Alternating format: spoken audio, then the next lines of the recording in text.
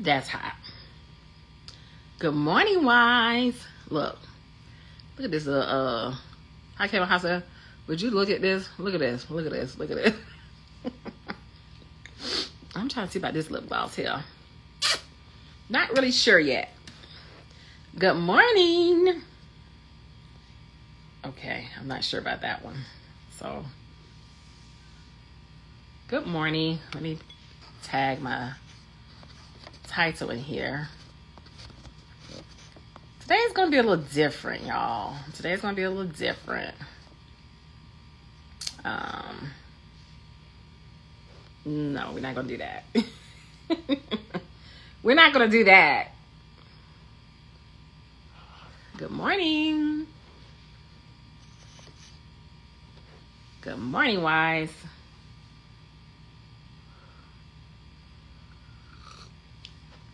Listen, I got my little Tabitha Brown mug this morning. I'm trying to embrace, and it could be the weather. It could be the weather, right? So, listen, I want to show y'all my little flower. Y'all see that? Coach T is a sucker for sunflowers. Okay, I have them all around my house. The fake ones and some real ones. I had a sunflower party one year, and man, I love me some sunflowers. I did like the study, behind sunflowers and like what, the sunflower really mean. And, of course, I'm always looking for Jesus in the message. And so I really, really like a good sunflower. Like my husband knows, if you want to give me some flowers, get me some sunflowers, right? And so I normally don't really do the pumpkin stuff, harvesty stuff, until like October-ish. Okay, like can we get through Labor Day, people? And so yesterday I had went to the Kroger's and I was like, this like really just stood out to me. So let me just go ahead and just pick this up. Let me just go ahead and get this. And so I picked up this nice little flower. I'm trying. And then the weather here in the GA has been really nice. Giving us like a nice little breeze type of thing or whatever. So you kind of like feeling like it's coming, but you still ain't rushing it. So I'm just like, wait your turn type of thing. Okay. Just wait your turn. And then, yeah. So I thought I should have, I like to purchase flowers for myself, and something about the fall time, really, really, I like to purchase flowers for myself. So I thought I would get that. But listen, y'all, I'm here. Good morning and welcome. Y'all, I'm trying to try this new lip gloss stuff out. I'm not really sure yet what it's doing. Not really sure yet. But we're going to go and make it work. Today's live will not be long. It will not be long at all. I would try my hardest, my best. Good morning. I'm going to try real hard to not make it long. I'm trying to get away from that because I don't want to come on here as a preacher. I don't want to come on here being too preachy. I want to encourage. I want to motivate. I want to empower. I want to support. But I also, my goal is to help wives to make a decision, to take some steps, And so I think sometimes, and of course, when you're going through something hard, you need something to motivate you. You need something to encourage you. You need something to kind of really keep you going. But good morning. But I do not want to, come on sounding really preachy, even though I always want to make sure that I share something with you biblical, something practical, something transparent, and leave you with a message of self-care. I try to make sure that I include those things, during my live. And so I'm going to go ahead and pray, and then we're going to go ahead and start. And I'm going to tell you a little bit about the title and, why we're going this way today. All right. So, Father God, we bless you this morning. We thank you, Jesus, God. We praise you, Lord. Thank you, God, for another opportunity to serve you, God. I pray now that you remove all distractions. I pray, God, that you will help me to bring forth your word to share with your people, God. Bringing forth it biblically, practically, and even transparently, God. Lord, I pray that this message reach the wife that it needs to reach so that she will be empowered and encouraged to make a step forward, God, to do whatever it is that she needs to do on her journey to move forward. Lord, I just pray let there be no backlash when you cover this message in your son Jesus' precious blood, and that you get this message to the wife that needs to receive it. In your son Jesus' name I pray. Amen, amen, amen. All right. So today it is her versus her. All right. It is her versus her. I want to address and go over, which I think is just normal that I should, since, with me having some new followers, when some people come to your page, again, like I was sharing, last week, people don't necessarily know, your coaching, what you do. So you kind of have to explain. So I think it's sometimes a good idea for me every now and then to share and go over some household, rules of concerning my coaching business. And of course, how wives may connect with me. All right. And then, of course, that also would tie into the message and the lesson that we've been talking about, which is Egypt, crossing over, trying to get to the other side. And I'm going to ask wives a few questions, as I always try to do, to help her make a decision to make some changes and go forward. All right. So on that note, my name is Coach T. I am a certified business mental health wife coach and marriage consultant. I coach wives who are or have experienced mental and emotional distress in her marriage due to her husband's toxic behaviors related to his adultery, his abandonment, addictions, anything in that area. This is normally for the wives who have made a decision to stand for their marriage. These are for the wives who are making a decision to stand for marital restoration. These are the wives who, feel that tug from God. Like, I feel like God has really, put in my spirit not to leave my husband, even though I have biblical reasons to leave him. I'm making a decision to stand for my marriage. These are the wives that I help, because these wives are going through something in that category. But I also coach wives who struggles with prioritizing her well-being, and she needs to change her behavior due to her unhealthy choices or her unhealthy behavior. All right.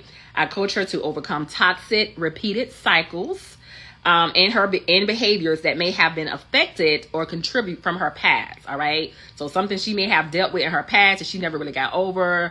Sometimes wives have mama issues, daddy issues, old boyfriend issues, that type of thing, or just some things that happened to them from their past that has affected them, that they have been carrying, that they have been walking with, that they have been journeying with, for the entire life, and it has crossed over into their marriage and has affected some of has attribute to some of the decisions and some of the things in the deterioration of her marriage.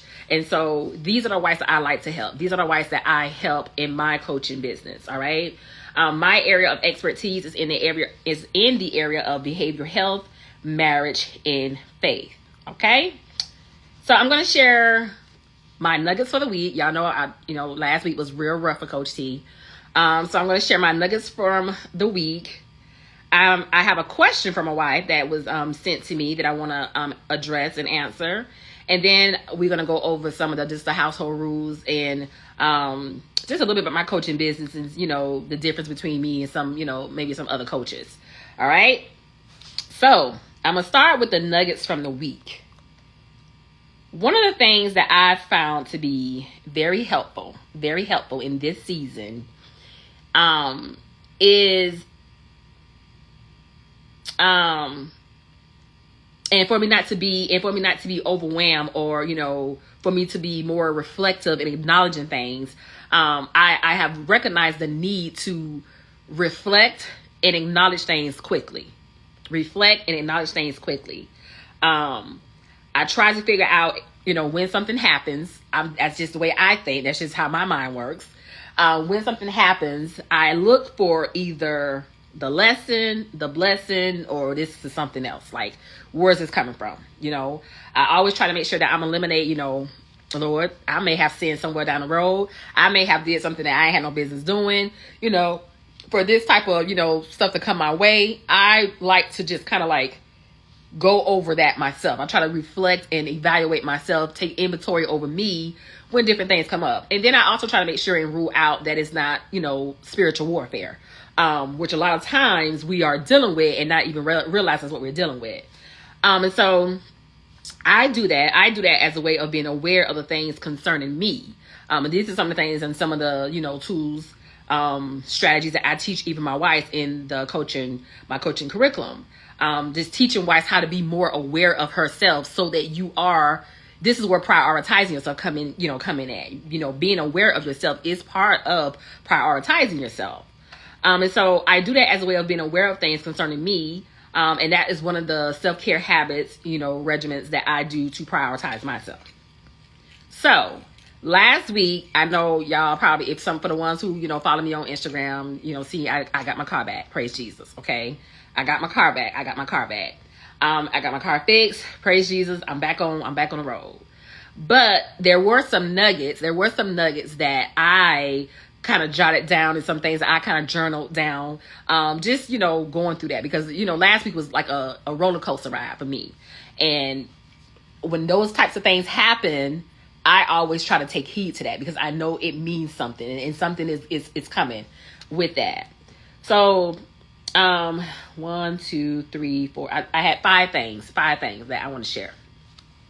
So first, what I got was to stay sober and stay alert. Stay sober and stay alert. Why? 1 Peter 5:8 talks about we have an enemy. We have an enemy who seeks to devour us. And I think I shared last week, I had got a phone call, on Friday, but all that week I had kind of like, been off, not really sleeping good, like feeling like something was just off. But really still making sure that I'm hearing from God and spending that time with God so I can, kind of like, have him guide me on, what I need to do. So I feel like with me spending that time with God, I was not completely knocked off. It was almost like him giving me that heads up, like, something is coming, something's getting ready to come, you prepare for it. Something's getting ready to come, so prepare for it. So I was already in position to hear from God, which I think is so important, which I try to share with wives all the time. It's important that you are in position to hear from God, because there are different things that comes our way on a regular.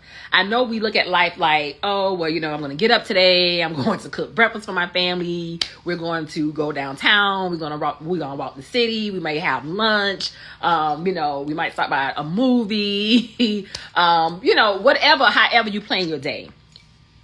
And you should. I say live, however you plan your day, do that, live. But as wise, one of our jobs is to make sure that we are being good stewards over covering our households. One of our jobs as wives is making sure that we are, how the Proverbs 31 woman tells us to, rise up early in the morning, get up early in the morning and seek the Lord, get up early in the morning and start your day.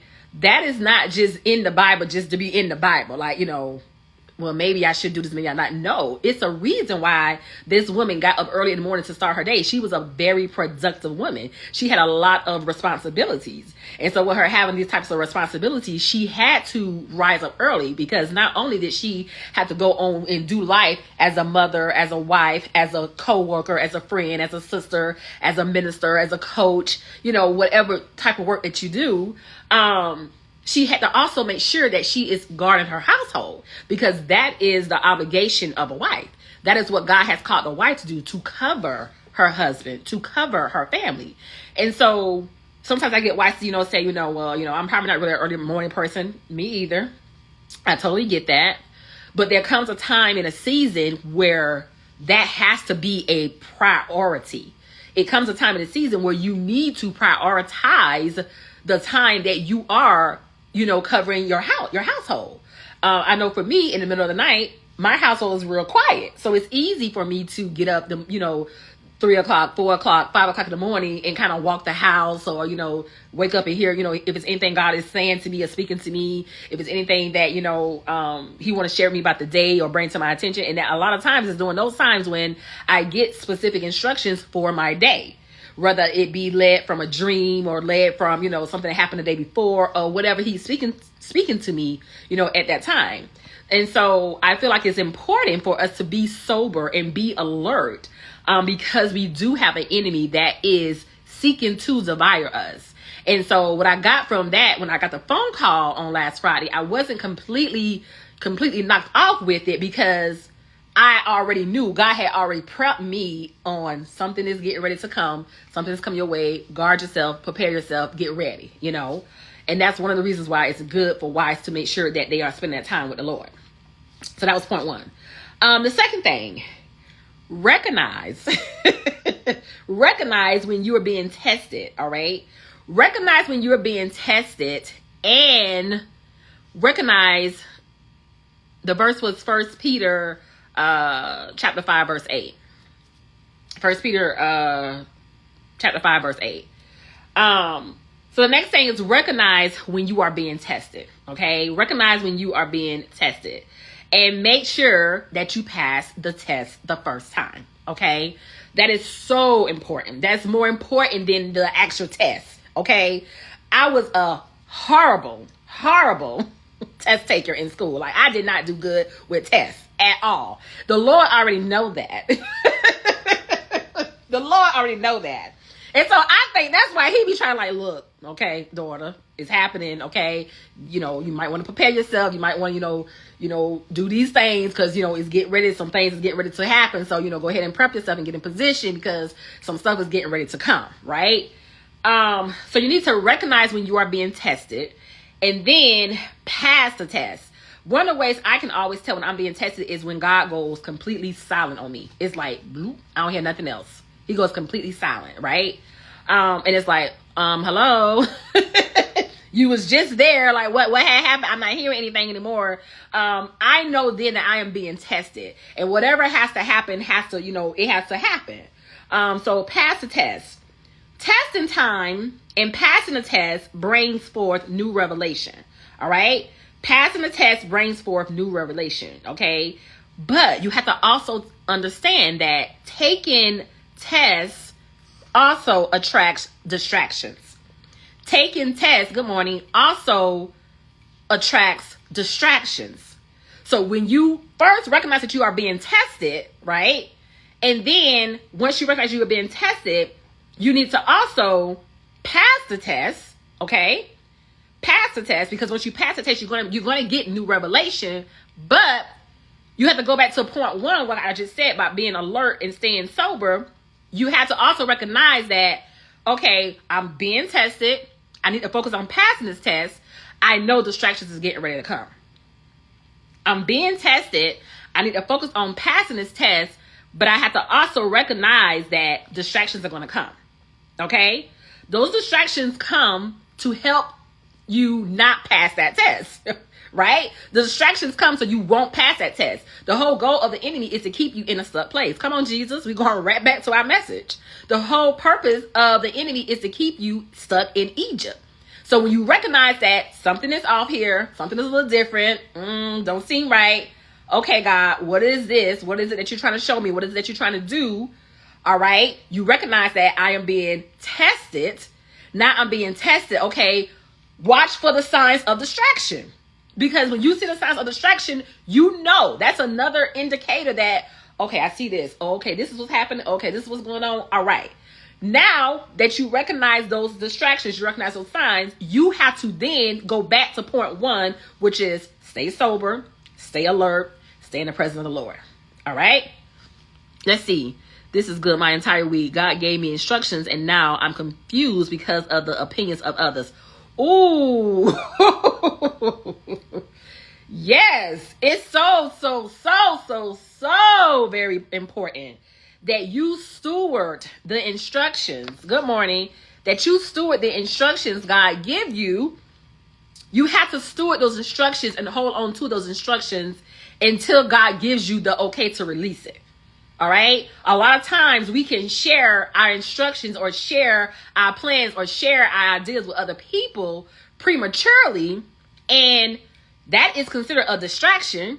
The enemy can use that for people to speak negatively into you, and the very thing that God has given you has been snatched away from you. So when God gives you instructions, one of the things I always try to encourage my wife to do is to sit with that. Ask God what is it he wants you to do with these instructions. Ask God what it is that you need to do with these instructions. And if you still feel like you need some type of counsel in there, this is one of the reasons why I encourage wives to have some type of accountability partner. a coach, a mentor, a small group, somebody who can give you that type of counsel that you need, because a lot of times the enemy is using those types of things to kind of like throw you off. So that was good. So thank you for sharing that. Yeah, you want to be careful about sharing your instructions and the things that you're saying. It's very, very crucial. It's fragile. You have to understand the things that God shares with you in private is very fragile. It's like a glass. It's like a glass and you walking on this rope trying to cross over. Like you can drop the glass, you can fall over, anything can happen. So you want to be careful about anything that God gives you in secret about sharing that, or at least align it with his word, align it with, like I said, a coach, a mentor, a small group leader that can help you to, process through it, or, get some understanding, of it. So that's good. All right. So the second thing was, recognize you're being tested, pass the test. Understand that the test bring forth new revelation, but even though it brings forth new revelation, the enemy's goal is to keep you in a stuck place by, throwing distractions. And so you need to be aware of those types of things. All right. Third thing, God is always, you're welcome. God is always looking for ways to make us better and totally dependent on him. All right. And I say this, AKA humble. God always wants to keep us humble and keep us, in a position of humility, because he wants us completely dependent on him.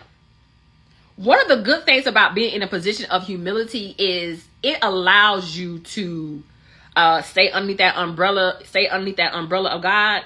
And it's almost like, the Bible talks about the wide and narrow road. You have the wide road, you have the narrow road.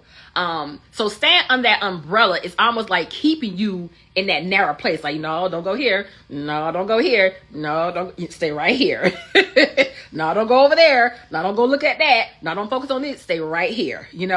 So a lot of times when people talk about humility, people don't like, humility. Me, it's challenging. Nobody likes it. It's challenging, but I recognize that if the Lord is trying to keep me in this humble place, it's for a reason. And so because he's trying to keep me, I'd rather him keep me in this humble place where I'm at than have to go through all these different things and then him pulling me, on this umbrella, like snatching me from it. No, if the Lord want me here, I want to stay here. I might be upset. I might get frustrated. I might cry. I might scream. I may not like necessarily what he's saying or what he's doing or whatever. But you know what? At the end of the day, after I had my tantrum, I had one of these last week. Don't y'all talk about me. After you had your little tantrum and stuff, and the Lord, like, all right, I'm gonna just let you have that. After you had your little tantrum and stuff, the Lord, like, he be right there to pick you back up again, because I be like, getting real mad, like, hot girl mad, like, Jesus, what is this? I'm doing what you asked me to do. That's my only issue. But he be like, I'm gonna let you go ahead and have that tantrum. You'll be all right in the morning. Go and lay it off. Go to sleep it off. So you have to understand, being humbled is not a bad thing. Okay, being humble is not a bad thing. I'd rather stay in that humble position than to try to go and veer off and do things my own way, and then have God, have to, break me down and humble me back to, back into the same place. It's like, have your tantrum, have whatever you need to have, and move on to the next. Okay. And so God is always looking for ways to make you better and keep you in a place of totally dependent on him. I heard a pastor speak about this. I think his name Pastor Stevenson. He talks about how he goes to God and he says, God, I don't know nothing. He said he always goes to God. When he go to God, he don't go to God with, I know how to do this or I know how to do that. He said he go to God with, I don't know nothing. And that's almost the attitude that we have to have every single day. Lord, I don't know nothing. Speak to me. Lord, I don't know how to do this. Show me. Lord, I don't know how to, do this. I don't know nothing. Okay. That's the attitude God wants you to have. All right. Fourth thing. This is a rough read for Coach T. God wants us to focus on the assignment, the task, the responsibility that he gave us specifically. Okay. He wants us to focus on the assignment, the task, or the responsibility that he gave us. Listen, these things can change from day to day, week to week, month to month, hour by hour. These things can change. There are specific things that, if you're walking on this journey like you're doing marital restoration, that's a long-term type of assignment. You're going to be in that for a minute. But there are like little daily small things that God gives you to do that he is saying, listen, I'm holding you accountable to do these things. I need you to do these things. Okay. I'm holding you accountable to do these things, and I need you to do these things. And so, God wants us to focus on that because he wants us to eliminate comparison. Comparison. This is an area that a lot of wives struggle in. Okay, this is an area, and I talk about this a lot on my platform because this is an area where a lot of wives struggle in it. You're looking at this person, you're looking at what this person's doing, you're focusing on that, you focus on that. Well, I'm here. Why they have this? Why their husband came back home? My husband came back home yet? Why some things working out for them? Things not working out for me? Why they got promoted and I didn't get promoted? You're constantly comparing yourself.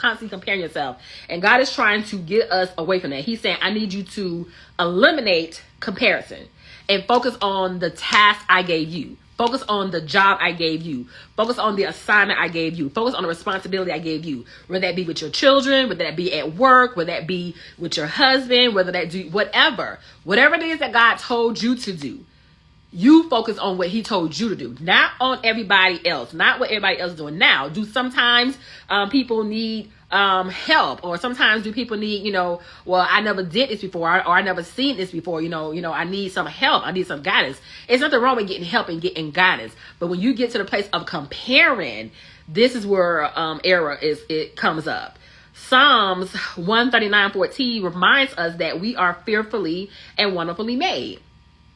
And though we are made in the image of God, he has created us all uniquely different. Okay. He has created us all uniquely different for different reasons and for different purposes. Okay. So do what it is that he told you to do, because he told you to do that because he created you uniquely to do this specific thing. Okay. The way I may raise my son may not necessarily be the same way another person will raise, my son. Good morning. The way I interact and communicate with my husband, another woman can't, do that. Okay? She can't do what I can do because I'm his wife and God created me for him, So whatever it is that God has called you to do, whatever it is that God has assigned you to do, you need to focus on those things. Good morning. You need to focus on being those things. You need to be responsible for the things that God has called you to do. All right. Sometimes even, just in the workplace, or, in the field, or whatever it is that you're doing, whatever area that you're working in, you're a minister in, or whatever God is calling you to do. Sometimes it's easy to compare your stuff with someone else's. It's easy to compare your story with someone else's, and the Lord's like, I need you to eliminate comparing yourself. I made you specifically, uniquely for a specific reason. You have my image and you have something that person don't have, but I gave it to you because you are going to be the one that perfect it. You're going to be the one that bring these things to pass. So I need you to focus on that. All right. So that was a nugget that I got this week. All right.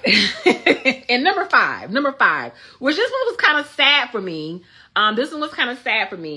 One of my favorite comedians passed away, David Arnold. All right.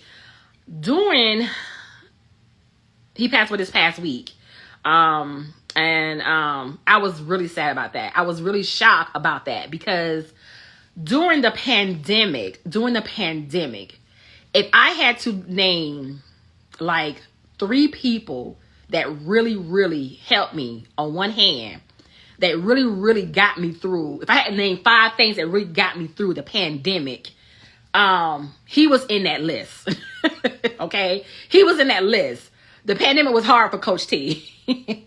But it was him, Pastor Darius, of course, which is my YouTube mentor. Pastor Stevenson and Chandler Moore had a song called Yahweh. Oh, Jesus. Okay? So it was David Arnold, Pastor Stevenson, Pastor Darius, my business coach, Jerisha Hawk, and Pastor K. Pastor K. All right. Those things, you had like some little small things or whatever, like I said, for me, I was glad to be at work. Staying in this house was not going to be good. That was not going to be good for me at that time. But he was one of the ones that, I would really watch, and, he has kept us laughing, and, him talking about family and talking about, different things. And, he was talking about, the things that finally did fruition and came to pass. Like I remember him talking about, this next flex, thing that he was doing. I remember him talking about, what he was building and what he was working on. I remember him talking about some of the things that actually came to pass. And so, when I heard about him passing away, that really, really did knock me. And so one of the things that I really got from him, and he just did like a interview or something with, some guy. And then the interview was like phenomenal. It was like really, really phenomenal. So what I received from that was enjoy the journey. All right. Enjoy the journey. None of us know. I always say death is like, duck, duck, goose. That's probably not a real good comparison. But that's how I look at it, especially when this pandemic stuff was going on. It's like, you don't never know when it's your turn. You can be on here today and gone tomorrow. And so it's like, Doug, it's your time, And I say that in a jokingly way because I don't like stuff like that. But that it really is about the journey. I know a lot of times we are trying to get to the finish line. Okay. We are trying to get to that final destination. We're trying to get to this, to this place when really, and he actually pointed that out in his interview, when really, it really is about the journey. Like the journey is what makes this, it is what makes this worth it. You know what I'm saying? It's like a journey is where you get and you learn stuff and you grow and you mature and you see the difference and you see, oh my God, I remember this time last year I was here. Or I remember, when I was here this time last year or this time, that month ago or this month ago or what have you. It's really about the journey. Okay. It really is about the journey. So that was what I received from him. Especially like I said, after just been following him for that time. Good morning. Especially, after following him from that time. I was really, really sad to hear about his passing and, his wife and his girls, it's just, it ain't for the weak. He really kept me laughing, but he was really sharing some major nuggets, some major gems that really help people, on this journey, because it really ain't for the weak. Like when you're dealing with anything with marriage and family, and it ain't for the weak, And so I was really sad to hear about that, but I received from that was, really enjoy the journey, whether, you good times, bad times, highs, lows, whatever.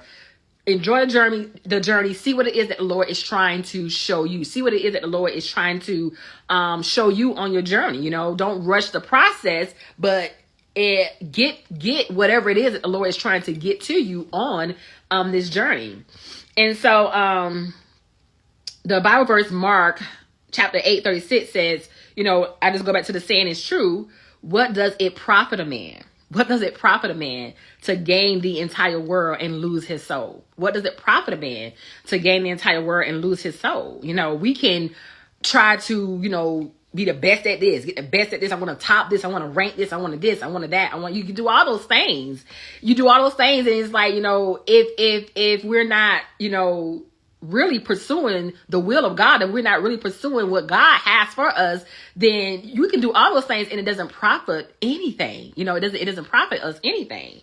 And so, that was it. That was my top 5, for the week. Like I said, last week was really, really hard.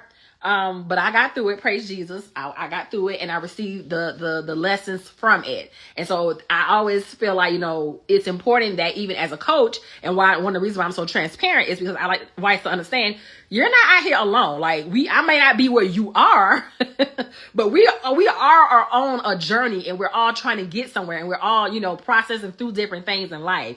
And so, that's one of the reasons why I like to be transparent, with wives. Like, it's real for everybody. You just happen to be at this place in your life, but you will pass from that place eventually and get to another place, and it's going to be challenging there too. We go from glory to glory to glory to glory. All right. So the next thing I want to address was the wife question that was DM'd to me. I want to address the wife question as best as I can. So she asks, what if, this was a question the wife asks, what if I do all of my, and she, quotation marks, work. What if I do all of my work? I do everything God asked me to do, and my husband still doesn't come back. Then what? I'm like, okay. What if I do all my work, quote unquote? I do everything God asked me to do. I do all these things, right? And my husband still doesn't come back. Then what, right? And so, I actually wrote down what I would share with her. I would start off by saying, when wives make a decision to do their work, and I'm sure she probably put the quotation mark work, because I'm always talking about doing your work, doing your work. When you're doing your work, you're not doing your work for your husband to come back. And this is one of the reasons why I emphasize to wives why my curriculum is not about helping you to get your husband back. That's not what my curriculum is about. I don't have a coaching curriculum to help you get your husband back, because I don't have that type of authority to help you get your husband back. Okay. And so when you're doing your work, you're not doing your work to get your husband back. You're doing your work to become a better version of yourself, right? You're doing your work to become a better you. You're doing your work because that is what God has called you to do. All right. God is always growing us up. God is always wanting us to get better. God is always wanting us to improve in areas. God is always bringing correction to us. You're doing your work to be a better you. You're not doing your work to get your husband back. And I always use the example of your husband will benefit from your stand. Your husband will benefit from your journey. Your husband will benefit from you doing your work. But you're not doing your work to get your husband back. You're not doing your work to get the attention of your husband. I had a wife to talk about it. You know what? I've been showing him that I've been doing better, and I've been doing better in these areas. It's like, that's not what you're doing this for. You're not doing your work to show that your husband that you're a better person. You're not doing your work to show your husband that I have improved and I got better. And listen, I made that mistake. Hey, Jesus, that's the day that my husband blocked me. That was the day that my husband blocked me from his phone. Okay, I sent him a 4-page letter, honey, like Aaliyah. And it wasn't just no 4 pages, okay? I was texting him. And I was sharing with him all the things that, I didn't know how to do. And I was sharing him all of my downfalls and, all of my pits and all of my this. And I just gave him the business. Just ramble on about all the wrong things that I was doing, okay? And after I had been texting him, mind you, for 2 days. Because every time I thought about something else, I would add to the text message. I was adding to the text message.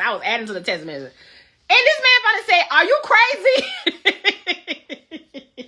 Are you crazy blowing my phone up like this? Are you crazy? And it was at that time, and this was, like I said, in the beginning of my journey, he blocked me. And I needed to be blocked because I had lost my doggone mind. Because I was basically sitting here, giving my pathetic story to him and trying to show him that, I was going to do better as a wife and I was going to improve. I was showing him and telling him all these things that I know I had did wrong and this and that. And it's like, no, I needed to be blocked, right? So that was the day that my husband blocked me.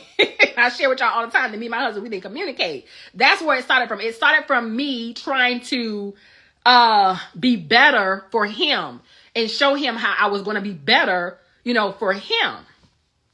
You don't do your work to be better for your husband. You do your work to be a better version of yourself, to be a healthier you. So that's first. The next thing I would say to her, if your thought process is, I'm only doing this for the Lord to bring back my husband, then I will also say to you that your motive is off. Your motive is off. Your motive is wrong. And so you are already entering into on this stand with the wrong motive. You are already entering on this stand with the attitude of, well, I'm only doing this because, I need the Lord to, bring my husband back. Or I'm only doing this just to get what I can get. That ain't how this works. God looks at the heart. So God knows exactly what's going on. So you thinking something and you trying to manipulate God and trying to make God feel some type of way. God like, I can see through that. I see the heart. And if your heart is not right, that this is not gonna work for you. Okay? So you have to have a different type of mindset about this. When God asks you to do this, it's not about, okay, well, I'm just gonna just do it because I want to just get my husband to come home. That's not how this goes. Okay? God looks at the heart. And more than anything, he desires a relationship with you, wife, first. Okay? He desires a relationship with you, and then he wants to restore you. He wants to work on you. He wants to dine with you. He wants to know who you are. He wants you to know who he is. He wants y'all to go on dates. He wants you to chill with him. He wants you to chill in Netflix with him. Okay? He wants to be your husband for that season. Okay? God wants to be your husband for that season while your husband is doing whatever it is that he's doing. All right?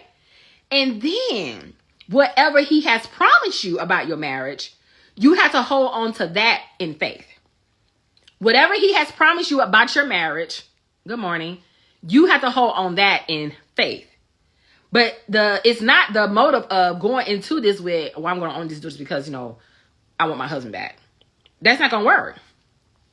What you say, okay, words are powerful, and so are your thoughts. Words are powerful, and so are your thoughts. So what you say, what you think, matters. That stuff matters. Any negative self-talks that you have with yourself can turn into word curses and strongholds. All right? It is very, very, very important, vital, imperative that you use your words and make sure that you're stewarding your mind in a healthy way, and making sure that you are speaking God's words over your situation, because you can talk and say things, and you done put a curse on your marriage. You done put a curse on you. You done put a word curse on your husband. Now that stronghold has developed. Now you trying to pull that thing down. It ain't going down. It's just sitting there now. This thing is real, y'all. It's real. It's so much more than just on the surface, okay? It's so much more than what's on the surface, okay? What you say, what you think matters. And the words that you speak over yourself, those things can turn and be used against you.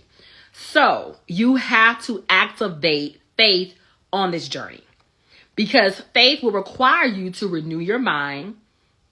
It will require you to renew your mind and to keep you focused on the promises of God concerning what he has shared with you. Whatever God has promised you in your marriage. Some people say stuff like, I'm not sure if this is God who's saying this or if it's just me who's saying this. Well, that means you need to spend more time with God so you can figure out if this is something that God is telling you or if it is not.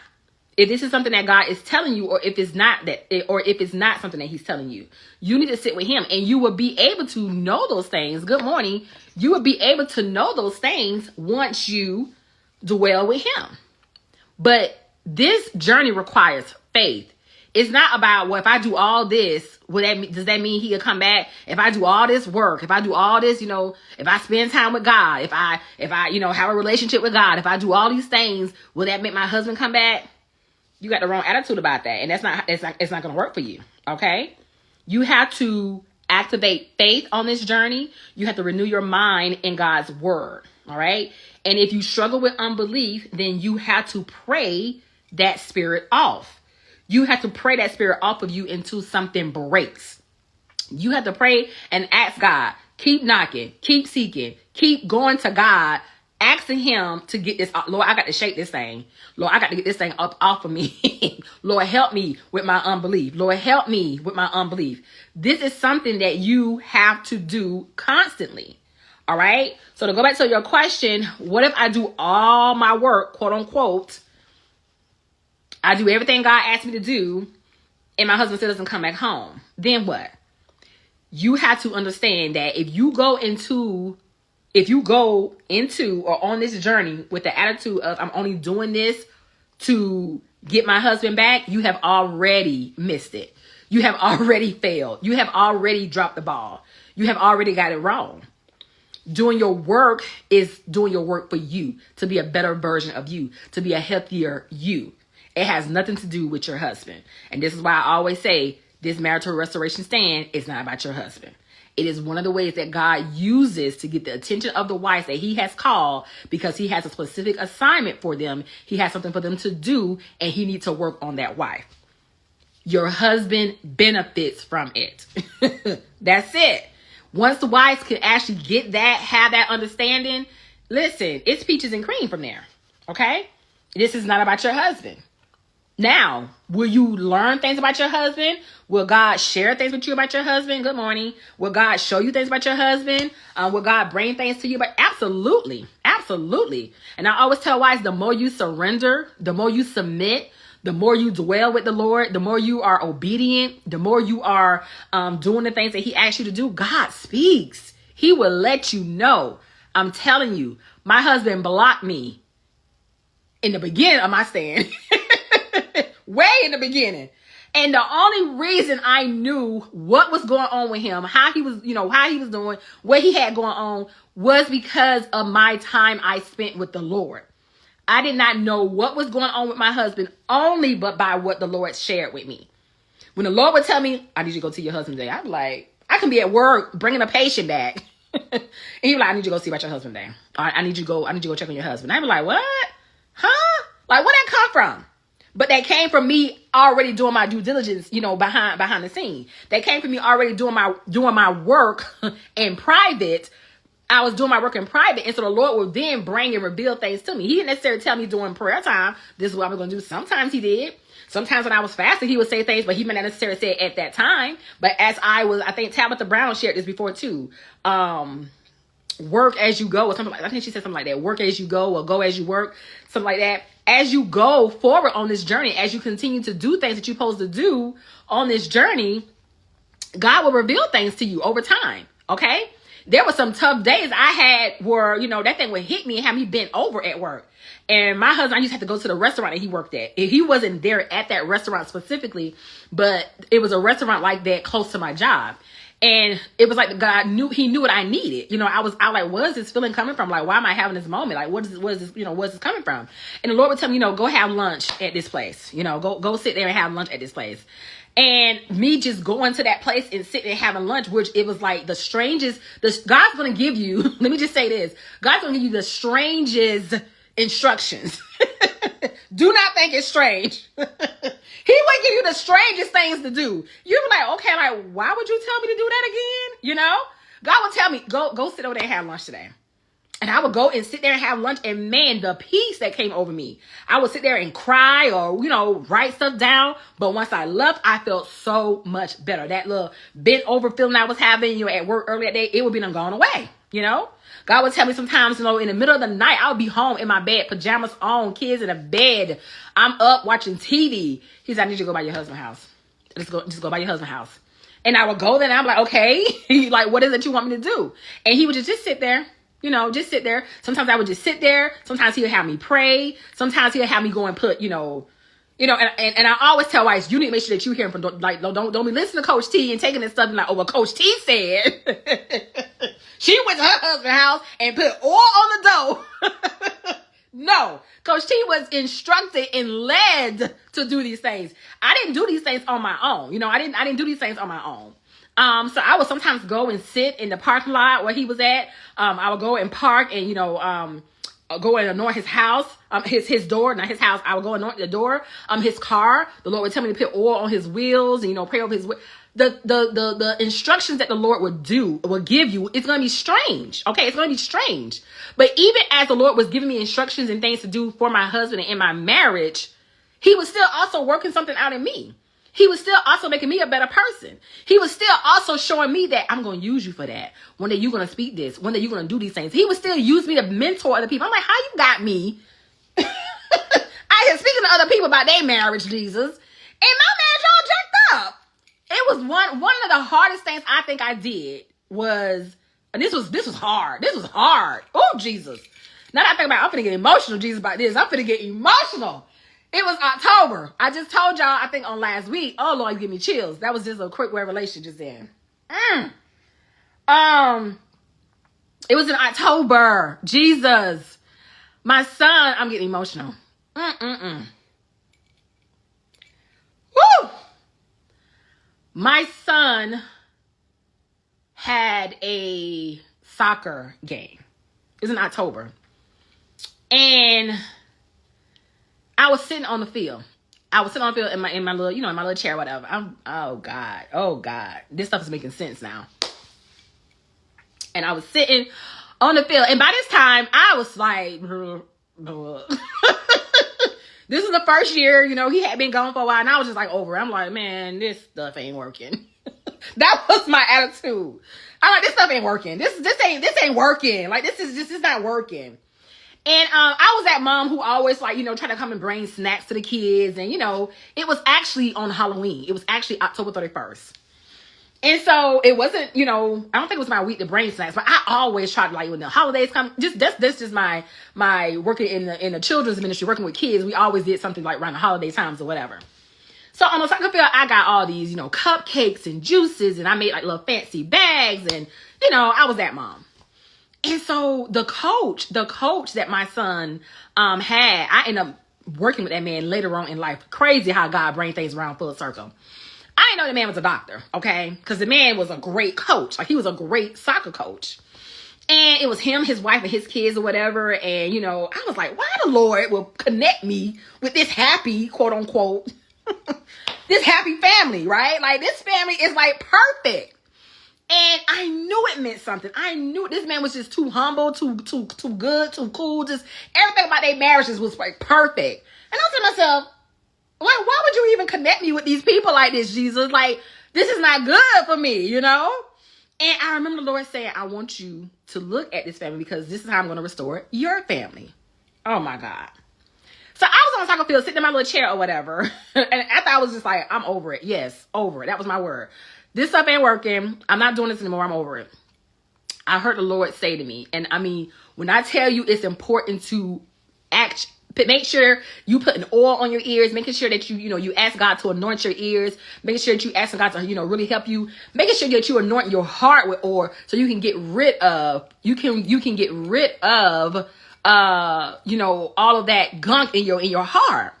I wasn't angry. I wasn't bitter, but I was over it, right? I wasn't angry. I wasn't bitter, but I was over it. And I heard the Lord just, out of nowhere. It was just me and the Lord. But it was people sitting next to me. The man's out there blowing the whistles on the field. And I heard the Lord say, it's not too late. You still got time. I'm like, what? He said, it's not too late. He said, you still got time. You still got time. And I'm like, what in the world does that mean? Now, mind you, like I said, I done gave cakes and cookies and all kind of snacks to the kids. And I'm just sitting here, I'm just watching the game, waiting for the game to be over. And so I'm like, what does that mean, Lord? What does that mean? I did not know what that meant. And that's what he left me. He said, it's not too late. You still got time. It's not too late. And from him telling me that triggered something on the inside of me. And so it was, of course, Thanksgiving was the following month. And my coach had been telling me, she had given me the instructions of, for the next 30 days, reach out to your husband, tell him, hey, how you doing? Just checking in with you, this and that, whatever. And that's it. Don't say nothing else. Just check in with him. Don't say anything else. All right. So I did that. And in that time, she's like, invite him over for Thanksgiving. I'm like, the devil is. Ma'am, I'm not doing that, okay? She said, no, invite him over for Thanksgiving, because Thanksgiving was our favorite holiday. That was a holiday that we did really well. My husband is a big, turkey person. He liked cooking the turkey and cutting it and stuff. So when Thanksgiving time came, it was that was our holiday. I said, I don't know about this. She said, no, you need to ask him. You need to invite him. She said, and do it, in a more of an informal type of way. Do it like that. And so I got pictures made with me and the kids, went to Walgreens and put us on little pictures or whatever. And then I did a little invite or whatever. And I did both. I did a physical one that I took to his apartment. And I also did one, through email or whatever. And I was like, this man ain't gonna come. this man ain't gonna come. Baby, that man showed up for Thanksgiving, okay? And what that did for me was, when just from hearing from God on in October, following the instructions of my coach, this is why it's so important to be divinely connected with the right person, following the instructions from my coach, just doing, taking those steps in, spending my time with God, doing what I was supposed to do, doing my regular, routine weekly, spending time with my coach, spending time with God, hearing from my coach. Because my thing with my coach was, this is the prayer I prayed: Lord, place a person in my life who tells me the same thing that you have already told me. So when she tells me something, it's confirmation. It's confirmation because you've already told this to me. And this is why I think it's so important for wives to understand that you're not just connecting with somebody just to be connected with somebody. You're not just, that's why I always tell wives, pray. Pray about who you connect with. Pray about who God uses to be a blessing to you. Okay? You're not just out here just saying, oh, I'm just going to choose you. I'm just going to listen to you. No. Like, the reason why it's important to have that divine connect with that person is because that person is holding something or some instructions, and it's something that they need to release into your life. This is a supernatural type of walk, y'all. It's a big deal. And it's important that you are divinely connected with the right people. Now, me hearing that from God, me sharing that with her giving me instructions, all those things play a role. All these things played a role, and it came full term, That, at that time, once that happened, it was like, oh, shucks, it's a done deal from here, baby. I'm rocking and rolling. You can't tell me nothing. That gave me that push that this thing is real. God hears me. Like, no, God has not forgotten about me. No, God really does love me. No, God really is going to restore my marriage. No, God really is going to do this for my family. Now, did it get worse? I had some bad moments. Absolutely. But I held on to what happened to me. I held on to that revelation. I held on how the Lord connected the dots with that. I held on to those moments. Now, mind you, that was in November. December, he was every word in the book. He had to tick me off by December. But November, God had did that. God had really, really did that. And so I held on it. And every time I had my tantrum, I throw a fit, I get all kind of wet, and the Lord like, all right, get up. It's been 3 days. Get up. You've been sitting this too long. Come on, we moving on. Get up. Time to go to the next place. You, all right, get over it. Get up. We going to the next step. It matters who you are connected with. It matters who God connects you with. It's not just, oh, well, don't listen to this person. No, connect with the person, because God has instructions from that person to tell you. God has something to share with you. God wants to get a message to you. Like, I think I shared like last week, some of the wives I work with, the one I just finished with a wife, and her thing was like, Coach T, I'm really starting to see that, God really ordered my steps with this. I was really like, not sure about doing this thing. About doing this, this investment. I really wasn't sure about this. But she said, I really now see after going through her 6 weeks, she sees now how God ordered her step, how God strategically placed her on my path to help her. God was talking to her. She was seeing things. She was doing things. And I was giving her some instructions. God was talking to her. She was doing her work. She was doing well. She was doing her fasting. She was doing her self-care regimens, her self-care things. And God gave me instructions to give her. Okay. And that's just how it goes. It's like, don't miss your divine moment because you are in that stuck place, or because because of your mindset, or because the big one, I don't got no money. Listen, when it's something that you're trying to get from God, you're going to do whatever.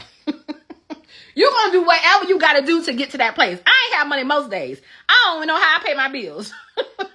I promise you to God. I share with people all the time. We lived in our house for a whole year almost, and we didn't pay no mortgage, okay? I went like 3 months without working. Didn't have no money, but the Lord made a way. The Lord made a way for me in church. The Lord made, I was a tithe payer, so they was helping me in church. They helped me here. I got help over here. My family would help me. I got ways, it was ways that the Lord was moving on my behalf. It's not like a one thing. And so many times I feel like wives get stuck on just the one part. It's like, this is a big picture, and there's a lot of stuff that takes place on this. I can tell y'all stories for days, but I'm going to go to the next part, okay? I just wanted to share that. That just hit me. I almost had a moment just then, Jesus. It was October. I just told y'all that the Lord said things would fall back in place in the fall time. Okay? And for me, I showed y'all my little flower. I told y'all, I don't really do fall. For me don't really start until October. I know they have a date that say fall starts in September, but fall don't really start for me until October. And so something about the month of October gets me, because I remember hearing from God and God giving me those instructions, and that's how I was able to say, oh no, this thing is real. I don't know what she's saying, I don't know what he's saying, I don't care what the pastor's saying. This thing is real, because I heard God myself. All right. And so that was me answering that question in a long way. Sorry, ma'am. I hope you got what I was saying. Your work matters. Your words matter. And you're not doing this for your husband, okay? But as you do your work and as you surrender to God and as you follow his instructions, he will begin to give you instructions about your husband, okay? He will begin to help you with your husband, but he's going to also show you a whole lot of things about yourself and show you ways to work and improving yourself. Y'all, I got a session. I got to go. Listen, let me share this part. I want to share with y'all before I let y'all go about my business and, like I said, the household rules. I want to just briefly go over this with y'all because I don't think, I'm out of breath now. I'm trying to hurry up. I don't think many coaches talk about this portion on their platform, okay? I don't think a lot of coaches really talk about this much, but I want to inform and educate my followers, whether you sign up with me or whether you sign up with another coach, okay? I do believe I need to get this information and share this information with you, and it will be beneficial to you and maybe even give you some understanding and clarity about this coaching world. You know, it's a lot of stuff out there. And again, this is why I always tell wives, pray, pray, pray, pray, pray. Fast, fast, fast, fast, fast. Commune with God. Consult with God. Because there is a lot of crooked people out there. There's a lot of false people out there. People out here doing all kinds of crazy, strange things. You need to make sure that you are being divinely aligned, okay? Divinely aligned. So one of the main things, I want my wife to understand, or my followers to understand, is that there's a difference between a coaching business and a ministry, right? There's a difference between a coaching business and a ministry. Now, I know I just shared a whole lot of stuff with y'all, okay? That was a whole lot of stuff with y'all. That's my experience. That's my life experience. That's the things that, the Lord showed me. But there is a difference. There is a difference. And because I think there's a lot of confusion between the two, when coaches speak from a biblical perspective. So I just share a whole lot of biblical things with you. I share some practical things with you as well, but I share a whole lot of biblical things with you. I share on my platform a lot of biblical perspectives. That does not take away from this being my coaching business though, okay? And so I want to share about that from a little bit. One of the things I like to share and get across is helping wives to connect with the coach that is compatible to her. Okay, the coach that is compatible to her, because everybody is not a good fit for everybody. There's different people for different people. Okay. And so the reason for this is when a wife is in a toxic or unhealthy marriage and she is making a decision to stay in that marriage, it is highly encouraged that she gets support and guidance, which may not necessarily be from the church. Okay. It may not necessarily be from the church. All right. I'm saying that because church can help you. I went to the church in the beginning. That was my go-to. Okay. Cause my background was a church. I grew up in the church. I taught in the church. I worked in the church. So I went to the church. Okay. But for a wife who is seeking intimate one-on-one counsel with a reliable source, church may not be the best fit. Okay. Like I said, I can say that from my own experience. Okay. Maybe it will, it's different for everybody. Some people can go to church, join a small group, get with a wife's group and do well. Okay. I did all that. I did the groups. I did the little field trips. I did whatever they had. Sign me up. Whatever y'all got, I want to go to. Whatever y'all got going on, I'm going to be a part of this because I need Jesus to help me. All right. So I did that. For many, many years. And that was not, I felt like it was something else missing. Okay. It was something else missing. And I'll talk more about that in a moment. My coaching includes biblical perspectives and principles. Biblical perspectives and biblical principles. Okay. Why? Because the marriage covenant belongs to the Lord. The marriage covenant belongs to the Lord. And you cannot, or you should not, be talking about marriage without talking about the Lord. Because God is the creator of marriage. God is the creator of the marriage covenant. He was the one who instituted the marriage covenant. So I cannot talk to you about your marriage without not talking about God, biblical principles, biblical perspectives. I cannot do that. Even in the business that I am in as a coach, I cannot talk to you. Now, you have some wives who are not necessarily sharing from a godly perspective, and that's their business. That's their business. But as for me, Coach T, I follow the instructions of the Lord, okay? And so I am going to share with you biblical principles and biblical perspectives because I believe what God says about the marriage covenant. I know that God was the creator of the marriage covenant, okay? You shouldn't, because some people are, but you really shouldn't be in an unhealthy marriage without help from the Lord. You really need God's help when you are in that unhealthy marriage. Some people wild out in it. Some people do that, but you really shouldn't be. Okay. And so this is another reason why biblical principles and biblical perspectives are included in my coaching business. This is why I include that. All right. But this is the kicker. This is a part I don't think people really know. I share it, but I don't really think people pay attention to this part because, again, like I said at the beginning, I don't like to come on here and sound like you're a preacher, but sometimes as I teach and as I coach and as I share things, I'm going to bring up stuff about the Bible because I'm a Bible teacher and you can't talk about this kind of stuff without including the Lord. Okay.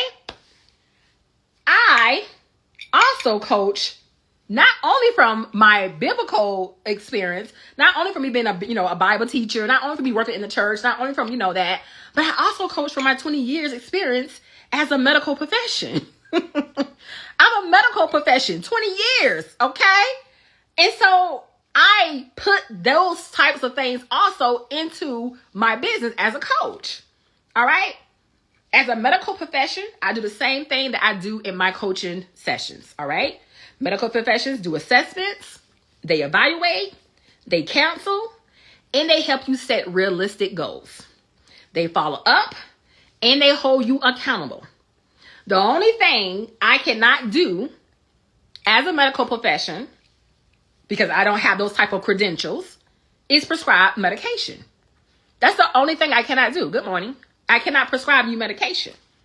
But I can prescribe you some self-care prescriptions, okay? That's why my curriculum, I include a self-care box, all right? This box is fully loaded to complement your self-care needs. Good morning. So no, I can't give you medication like a doctor can give you medication, but I can give you other things. I have 20 years as a medical profession. And so I also utilize that and bring that into my coaching business as well. So someone asks, well, what does that mean, Coach T? All right. What does that mean? This simply means I do ministry in my coaching business, but my coaching business is not a ministry. A lot of people say, I'm going to bless your ministry, or I'm going to bless your ministry, or I'm going to give you something for your ministry. And it's like, okay, but this is not only my ministry. Okay. This is my business. I just so happen to do ministry in my business, okay? I represent the church, but I am not a church, okay? I'm not a church building per se. I operate as a coach, and so I own a coaching business, all right? And every coach has their own separate prices based on their experience and their expertise. Every coach has their own prices and, that type of thing, based off of their experience and their expertise. So why do I share this? I share this because when it comes down to hiring a coach, many do not understand that coaching is an investment. It is an investment. Good morning. All right. Coaching is an investment. All right. I read an article off of alignment.com, and it says most people feel that a life coach is more of a luxury than a necessity because we do not offer medication as a solution. No, we do not offer drug medication, but we do offer life medication. All right. We do offer life medication. Like I said, the only thing as a medical profession that I cannot do because I don't have those type of credentials is prescribe you medication. But I am giving you life medication. Okay. I am giving you life medication. I am giving you something that is going to help you for the rest of your life and in your marriage. All right. Why do I bring this point up? I bring this up because many have questions sometimes about the price. I'm going to take a picture of this. Many have questions about the pricing of coaching. Okay, when it should not be about the question of the price, but the results you will receive from that coaching. It shouldn't be, oh, how much is it? Or how much? No, you should be asking, what is my return on investment? What is my return on investment? What is my return on investment? Okay, it's not the cost of the program. It's the expectation of the ROI. What will I get or receive when I complete this program? This is what my business coach, Jerisha Hawk, say. What is the return on investment? What will I receive after I complete this program? All right. You will always get more in a session with a wife, especially one who has walked your journey, went through the same thing you went through, had the same, have the same kind of things that you have going on. You're going to always get more in those sessions. Even in my coaching business as a coach, as a wife coach, I pray with my clients when we do our sessions. And one of the reasons I pray with my clients when we do our sessions is because I want to welcome the Holy Spirit into that session. I cannot do what I do as a coach and be effective without allowing God into that session, without allowing God into that. And so I pray so I can get the truth. So I can be led by the Holy Spirit. Okay. So you always going to get more. I always tell wives, you always get more than what you pay for anyways. These are lifelong lessons that this don't go away. This is, once you get it, you get it. And in my consultation, I say, even if wives don't sign up for the coaching, you're going to take something from our consultation that you can use for the rest of your life. It's not just about, well, how much it costs. Ugh, save me with that energy, Jesus. Okay. And I'm not saying that in a negative way, because I understand that your money matters. But this is one of the reasons why I encourage wives, make sure that you're going to God. Making sure that you're praying about it. Making sure that you know that this is something that God is actually leading you to do.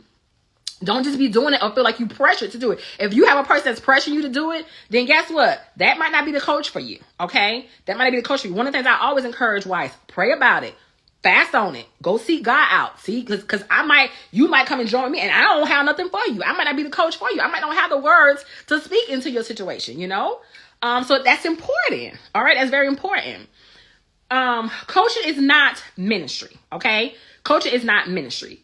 When you sign up for a coach, you hire a coach. Coaching is an investment. Okay. It's an investment that you are, hiring. It's an investment that you are doing. However, some of us coaches do minister in our coaching business, okay? Some of us do minister in our coaching business. So if you are seeking a coach to help you in your unhealthy marriage and the price is the main objective, then, like I mentioned earlier, I would encourage wives to join a church, join a small group, join a wives group, and be a part of something that you can afford. Be a part of something that you can afford. And see if that works for you, all right? See if that works for you. Like I said in the beginning, that worked for me. But I knew that, okay, I've been here, ain't nothing really changed. I ain't really feeling this. I feel like there's something else out there. I know I needed more. Like I knew I needed more on my journey. All right. And so church did. It taught me the basics. It taught me the basics. It taught me, the beginning parts of this. I got a lot of stuff in the beginning. But I needed a strategy. I needed a formula. I needed somebody who knew my story. I needed somebody who, girl, I need somebody who, did you do this? Okay, what happened? What was your story? What had happened to you? How did you handle this situation? Okay, I needed that one-on-one. I ain't need no group no more. The little woosah groups, okay, we all coming together, kumbaya. That was not working anymore. It did in the beginning, but it didn't work for me the whole time, okay? And I needed accountability because Coach T was a little cuckoo. It was just in me. I needed accountability. I need somebody to I won't go over that man's house in the middle of the night like that. I won't do that because that's the kind of stuff I used to do. All right. And so the bonus with hiring a wife coach and I'm speaking for myself. I can't speak for others. I'm only speaking for Coach T. The bonus in this is that you get to have someone walk with you, and support you on your journey who has, 1, experienced some of the same things that you are going through, 2, have, who can help you avoid some unnecessary pain or repeated cycles. Meaning that you can get to the place that you need to get on your journey a whole lot quicker, a whole lot faster. All right. And then 3, once you have completed my curriculum, for me, I'm speaking for myself, her Bonus Boost, you have unlimited access to your wife coach, meaning that you can sign up for a session as many times as you need to. All right. There are sometimes not many, and in those times I have to be allow discernment to kick in and allow God to lead me. Where some wives who may not necessarily need the curriculum, or some wives just need a little tweaking in some areas, and so those wives I sometimes help up to 30 to 90 days. But those are ones that I feel the Lord leading me to do that. So you may not necessarily need the curriculum. I may still can help you. That's why I always encourage wives, sign up for your consultation. Your consultation is your starting place, okay? There are a lot of marriage ministries and wife coaches, relationship coaches, mental health coaches. And usually what differentiate them from the next is that coach's story or that couple's story resonated with you. That person's story resonated with you, all right? How does this relate to our monthly subject of crossing over? All right, I'm going to bring it all the way home for us. Simply put, a lot of wives are being stuck or left in Egypt because they are unwilling to invest into themselves. Come through Jesus. Come through Jesus. Okay? Why are you still stuck in Egypt? Why are you still stuck in that same place? Because you are unwilling to invest into yourself. All right? And I got Bible to back this up. One of my favorites is 3 John 1 and 2. It says, "Dear friend, I pray that you may enjoy good health and that all may go well with you, even as your soul is getting along well." All right. God holds us accountable to making sure that we invest into ourselves. God holds us accountable for taking care of ourselves. God holds us accountable for doing our work. God holds us accountable for that. All right. And so I want to ask you those questions that I mentioned to you earlier. Okay. I want to ask you these few questions. You can jot these questions down. I'm going to try to put them in the message, but not right away, as I got a session and I'm late. So those questions is, first question, what is keeping you stuck concerning your unhealthy marriage? Okay. What repeated cycles are you repeating? What is keeping you stuck? Okay. All right. That's the first question. Second question, what are you doing about it? Okay. I'm stuck. Oh, I'm stuck. Okay. So what you going to do about it? All right. What are you doing about it? All right. The next one. Who are you receiving sound counsel from concerning your unhealthy marriage? It goes back to who you listening to. Who are you taking counsel from? Like I said, a lot of wives, I hear this story all the time. I hear this from all wives all the time. A lot of wives listen to this person, listen to this person, listen to this person, listen to this person. Oh, I'm going to go over here. I'm listening to what she got to say. I'm listening to what she got to say. And I always tell wives, you have to be careful with that because that can bring on a confusion spirit.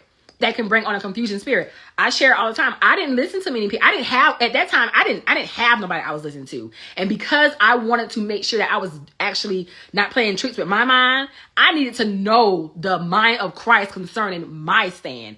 I needed to know that this is something God is really telling me to do because what I was doing was hard. What I was doing was not normal. What I was doing was, you ain't see this kind of stuff happen in my family. What I was doing People don't do stuff like this. So I could be listening, even though these people were sharing stuff I always say you have to be led.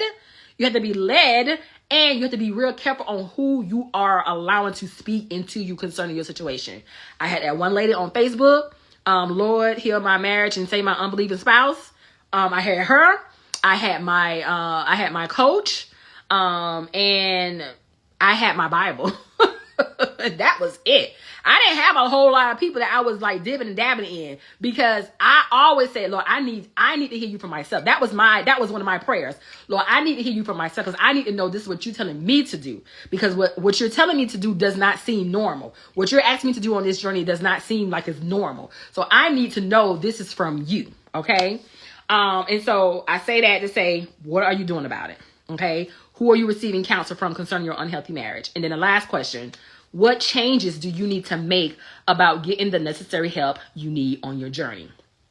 Okay, what changes that you need to make, that you need to get that help? And have you seriously asked God to lead and help you to receive the coaching you need? A lot of people say, oh, I'm praying about it. They just cash it. I'm praying about it. I'm gonna seek the Lord to, give me provision. They give you all the little religion, responses or whatever. And I'm like, okay. But when you really trying to get somewhere, and when you really trying to get something from God, you're going to do what you have to do. Okay. Whether that is taking out a line of credit, whether that is, getting a loan, whatever it is that you have to do, put some money to a side, cutting back on your Starbucks, whatever it is that you have to do to get to that place, you're going to do that. You're not going to just be like lack in that area. Like I said, one of the things that I'm forever grateful for on my journey was hearing the voice of the Lord. Hearing the voice of the Lord from myself, and him giving me instructions, and then him sending the right people on my path to, now this happened, the next thing happened. This happened, the next thing happened. How he strategically ordered my steps. And I see him do that all the way until he brought my husband home. I see him do this till he brought my husband home. So when I say, are you really seriously asking God to help you to invest in this type of investment? Are you really serious about that? That's something that you need to seek and find out. All right. And so I just share those questions for you to sit with those questions, answer those questions in your own time. And if you want to sign up for a consultation, I encourage you to do that. All right. Let me just share this part and I'm going to go. For my ones who reach out to sign up for consultations, thank you. I appreciate you. Thank you. Thank you for inquiring about buoyancy coaching services. All right. However, when you sign the intake form, okay, when you sign the intake form, I am a very detailed person. And the reason I'm very detailed, because I try to eliminate time for everybody, for you and for me. So I try to put as much information. When you send me an intake form, I send you an email right back. It really be right back. It don't take long. In that email, I'm giving you information about my coaching, what you need to do, who is this for, who is it not for. My business number is on there. My business name is on there. So people say, well, how much your curriculum costs? You can go to my Google page anytime. Good morning. You can go to my Google page anytime and see all my prices. Everything is there. Everything is on my Google business page. Okay. Buoyancy, premarital, and marital life coaching. Everything is on my business page. All right. I'm not hiding anything. But it's just certain things I'm not sharing. It's like, I feel like once you get to me, you have already did your work. You have already did your investigating. You have already did your part. So once you get to me, you're ready to rock and roll. Once you sign up for a consultation, I'm assuming you're ready to go. Once you sign up for a consultation, I'm assuming it's a go. Okay. No, my consultations are not free, y'all. I'm so sorry. In the beginning, I used to offer free consultations. I do not offer free consultations anymore. Because I know when you leave from out of session with me, you're going to get more than what you came in with. You're going to get so much more than what you even asked. Okay. You're going to get that. So the consultations are not free. My consultations should not be compared to another person's consultations or another coach's consultations or prices, because everybody has their own set prices, like I mentioned earlier. Okay. But when you fill out the intake form, everything on that form is very in detail.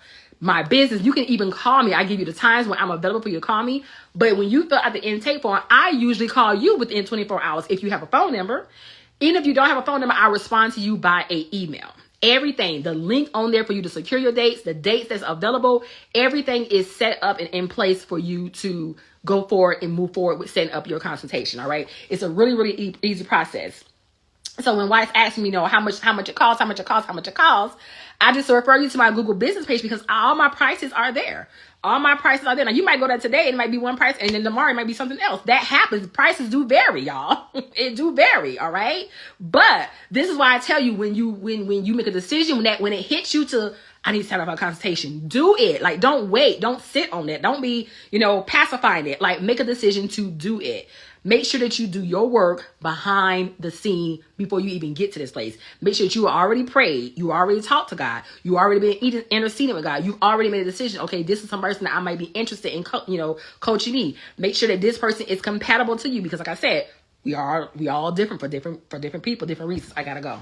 All right. So I say all that to say, if you have not sign up for your consultation, I want to encourage you to sign up today at www.marriagechroniclesbytanika.com. You can also visit me on my business page, on my business Google page. It's Bone C, Premarital, and Marital Life Coaching. My number is available. My business line is available. I may not answer it during certain times, which I will specifically say. But if you send me an email, I always tell people the quickest way to contact me is through email. I have 3 phones. And all of them have my email on it. I don't necessarily have my business phone on me all the time, but I do have my phones with my email. So the quickest way to get in contact with me is through email. So if you're not connected with me through email, that's a good way also to connect with me. Sign up, go to my website and sign up so you can get connected with me through email. All right. Sign up for your consultation and see what your next steps are. See what your next steps are. All right. www.marriagechroniclesbytanika.com. Listen, I told y'all I wasn't going to keep y'all long. I done kept y'all way past time. But listen, y'all have an awesome self-care Saturday. Do something that you enjoy doing. Make sure that you are prioritizing yourself wise. Make sure that you are doing something that you actually like. Not because somebody else told you to do. Not because somebody wants you to do it. You do something that you want to do, and it's something that you enjoy. All right. I will talk to y'all on the other side. All right. Blessings.